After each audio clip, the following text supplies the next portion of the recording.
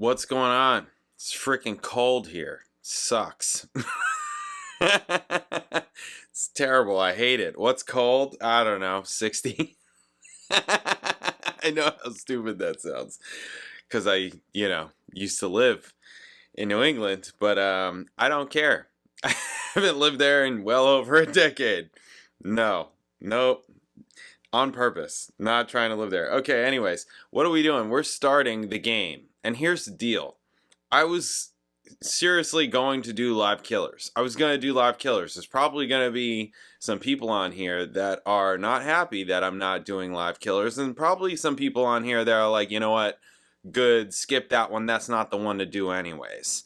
The thing that triggered me to say, you know what, I'm not going to do it is when I started getting comments about how there's all these overdubs and they mix it themselves and they weren't happy about the mix and they were taking, in one song, what was it? What was the song? The example, Get Down, Make Love. There's 1, 2, 3, 4, 5, at least 5 different cuts from different concerts for that one song. And I'm just like, that sounds like a train wreck, in my opinion. Just like without hearing it. Although I heard snippets. So here's the thing. I was preparing it for me to do. Okay, so I had one long file of the whole entire concert and I was chopping it up. So I was hearing like the ends and the beginnings of things. And I've done this before where it's either like interviews or live concerts, like with some Rush stuff where like you hear where it's like, okay, this is really potato quality or this may not be that great and what I hear isn't that great. But then I go and do the whole thing. I'm like, it actually wasn't that bad. It actually wasn't that bad. That's usually actually what happened. So maybe that would be the case with this also, where I'd actually go to it and listen to it and check it out. Be like, you know what, it wasn't actually that bad. But some of the stuff I'm just like, yeah, the mix and I just heard some things already just off the bat where I'm just like, wow, I can't believe they put that out. Like, why would they do that? It is damn near never a good idea for you to mix your own stuff. That's my opinion. Unless you're like a pro engineer or something like that, like a legit engineer. Like, I'm not a legit engineer. I'm a self-taught engineer. It's not to say you can't be legit and self-taught. Sorry, I don't mean it that way. I just mean I know where I'm at in terms of that stuff. That's not my. I can do a lot of things with it, especially for myself. But like even like I mix my own stuff. I know it's not a great idea. It's always better to have somebody else do it because it's those fresh ears. And also I think of it like I'd rather hire or get somebody if I can, if there's budget, all that kind of thing. Usually that's why I'm doing it myself, because I'm not trying to pay, I don't have the money I have other things to spend money on, stuff like that. I'd rather have somebody that can mix and master like I play bass, right? Okay, like what I mean by that is not to toot my own horn or anything like that. What I mean by it is like I studied the bass. I practice the bass like freaking crazy. I know all the time and everything that I put into it. If I can get somebody that did that, but with mixing, that's always going to be better than me doing it, right? Okay, that's all I mean to say. And it kind of sounded like that with this too. I'm just like, you guys have your queen, and this is not your first or second or third or fourth record, like how come, why? That's some crazy, I'm just saying, that sounds like ego to me. That sounds like some ego to me. So that's crazy. These are among the reasons why I'm not going to do it, because I don't want to listen to it and then shit all over it and then you guys hate me, So I'm trying to, not have that happen. So we're going to go to the game. Which this has been the point where I've said, you know what, I'm going to stop after the game. Am I going to stop after the game? I don't know. I'm not really sure, actually. I kind of don't know. I feel like I'm on a roller coaster right now. And everything, I've liked all the records so far. So I'm kind of like, I don't know. Do I stop? I know that there's tons of people that don't want me to, but I'm not sure. And that means the Flash Gordon is up. I'm just kidding. Flash Gordon isn't up next. Everybody, that's pretty across the board. Everybody says don't do a Flash Gordon. A lot of people say don't do Hot Space. Hot Space or Spaces, I don't remember. Yeah, so okay, we're doing the game. Sorry, this is the first video. It's gonna be longer because I gotta talk. It doesn't actually look like there's a lot to talk about, which is good. The game, their 8th album, Queen, released June 1980.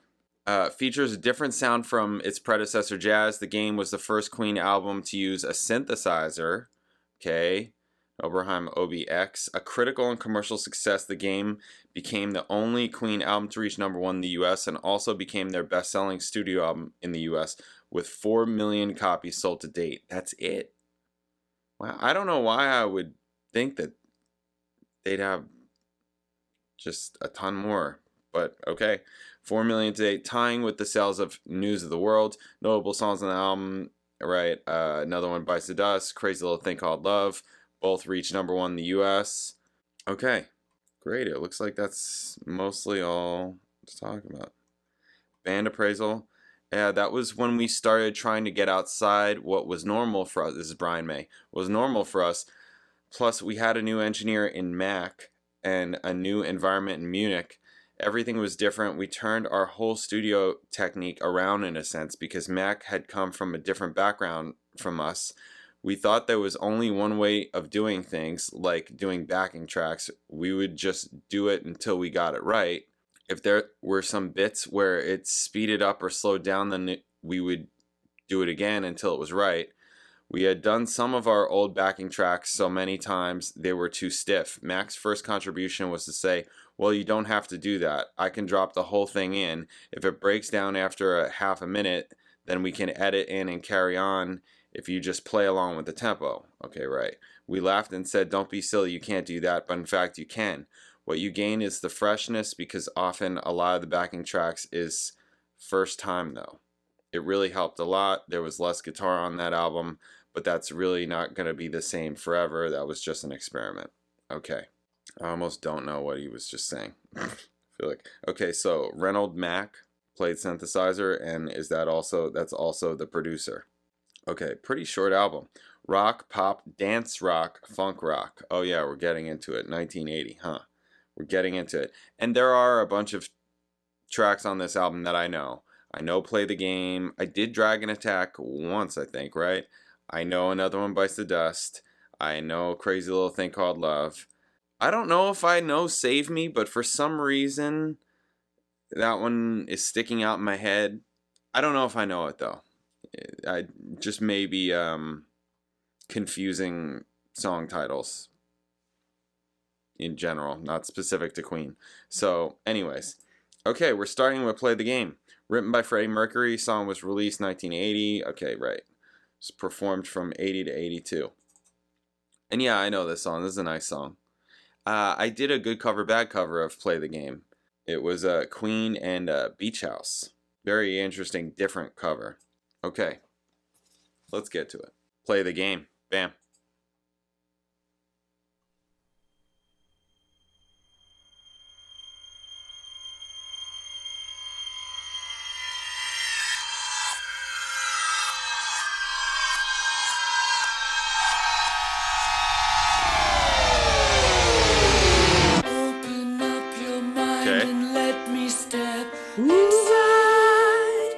Rest your weary head and let your heart decide. It's so easy when you know the rules. It's so easy.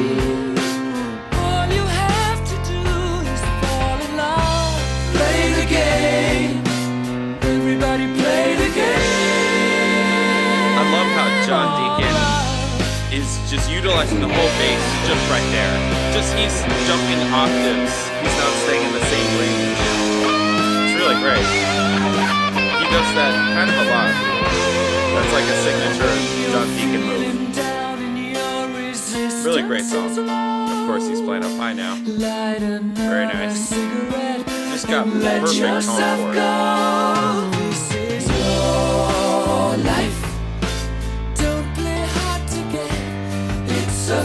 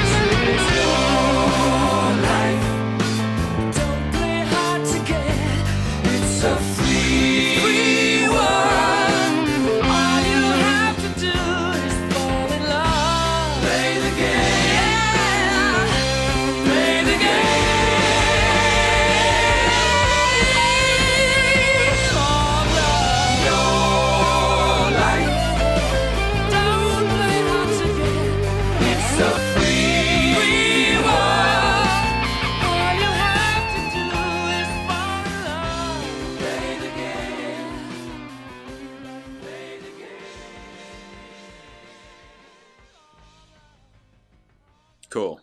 Yeah, I mean, I know the song. I like the song. I've always liked the song. I can see how by this time a lot of the older fans are probably gone or checking out and just being like, they're not back. That's not how things move. It's like, yeah, they left all that stuff in the early mid 70s. It's gone. It's over. We're moving on, right? They're doing new things. They're older, all that, right? I like it. I think it's really good. I think it's really cool. I mean, it was a hit. It's a title track. I imagine most people are into it, but for the older fans that are like want the prog queen or whatever and aren't as into this, they probably are bored by the chorus, maybe. I don't know. I like it. I like it. I was just thinking about all the John Deacon stuff at the beginning. Yeah, right at the beginning, he's playing down at the low octave. He goes up an octave, and then he goes up a whole other octave, like all within a super short amount of time, where many other bass players would just stay in the lower register. And that probably would have been fine too, but this is more interesting, and it does, it gives a different feel to the song, because when you're hitting those low notes, it's like, especially consider when he's hitting the low notes compared to when he's up higher. When he's up higher, it feels lighter. When he's lower, it's beefier, it's more anchored, things like that. So it's all effect, really. It's all effect without using like effects pedals or anything like that. Yeah, so I really like that. I mean, I like the song. People say it a lot to me on the channel in terms of, I wish I can listen to this for the first time again. And I kind of almost feel that way about this song, only because I don't feel like I have a ton to say about it, because I'm like, I know the song. I'm used to it. Like, I've heard it. I even heard it more recently because of the Good Cover, Bad Cover that I did. That was a few months ago. But, still, like, I like the song. I've heard the song. I mean, then also there's another one, Bites the Dust, which I've heard a zillion times. And I imagine I've performed that song. A Queen song that I know I've performed with a band before is a Crazy Little Thing Called Love. But I'm saying this to say, I haven't heard the album, the song. I haven't heard Another One Bites the Dust like fully through. I couldn't even tell you when the last time was. It's probably been a really long time. So, because you hear, it's one of those songs that you hear it no different than like We Will Rock You or We Are the Champions. You hear it and you've heard it, but then it's just everywhere. So you feel like you're hearing it constantly, but you're not really putting on the record. It's just on because you're watching TV or a sports game or whatever, wherever you are.